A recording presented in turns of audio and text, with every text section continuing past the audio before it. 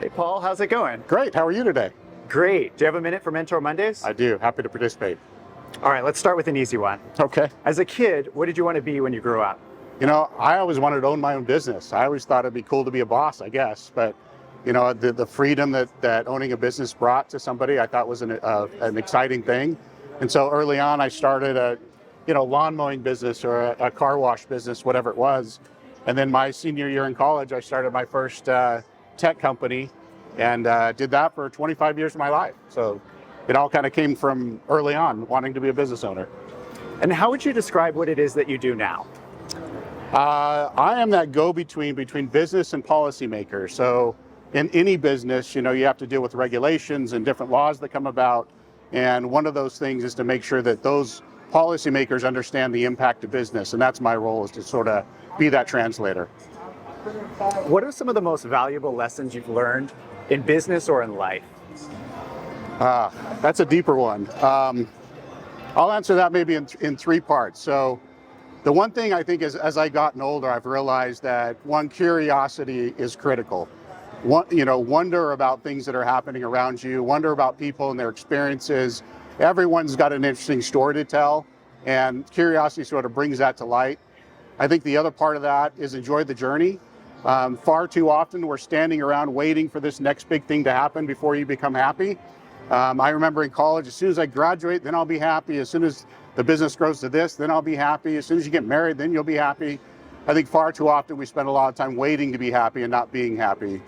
So enjoy the journey. And I think the last part of that is write a journal. I love going back to my old journals and reading about how far I've come or how far I haven't come. Either way, I think you realize those incremental choices, those small choices you make, have big outcomes, and that could be good or bad either way. So you've got to be careful on those choices you make each day. What are some key traits that a leader should have? One, I love empowering my team. I think I've tried to do that throughout my business career. People are so capable, and sometimes they don't realize how capable they are, and making sure that they're empowered to make hard choices, big choices, fail and succeed all together, and having that team motivation and team support, I think is a really important leadership quality. What are you looking forward to in the future? I guess I've got to this point in my career where I most look forward to the next set of leaders. My team at work, my kids at home.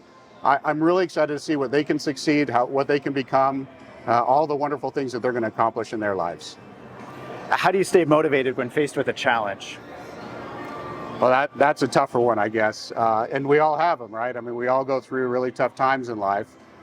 I think one of the things that changed in my life was when I turned 40, I started cycling. And, at first it started at 5 miles and 10 miles and got to 20 miles. And then I was riding centuries and I did a 150-mile race. And no matter where you're at in that race, you're sore, you're hurting, you're tired, you're thirsty. And I think I realized that I'm capable of more than I thought. And I think that's the life lesson, is if you can keep pushing yourself, keep driving towards something bigger than what you thought you could be before, those things come to fruition. We're all capable of much more than we think we are in our own heads. What's the most important question to ask a mentor? The most important question to ask a mentor, I think, is probably, what would you have done differently? I mean, we all have life experiences. They're all very different and unique. I think the thing I've asked even my own bosses is, if you've gone down this road before, what would you have done differently? I ask that to myself from time to time. It's important to learn from others' mistakes and successes, and why not take a shortcut and learn what they've already learned? What would you have done differently?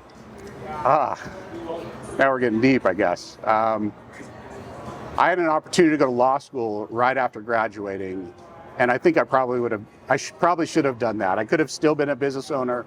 I could have still done the things I do today. It just would have given me some skill sets early on that I took a lot more years to maybe build up. Alrighty, Paul. Thank you for sharing some of your time and wisdom with us today. We'll see you soon. Thank you. Bye-bye.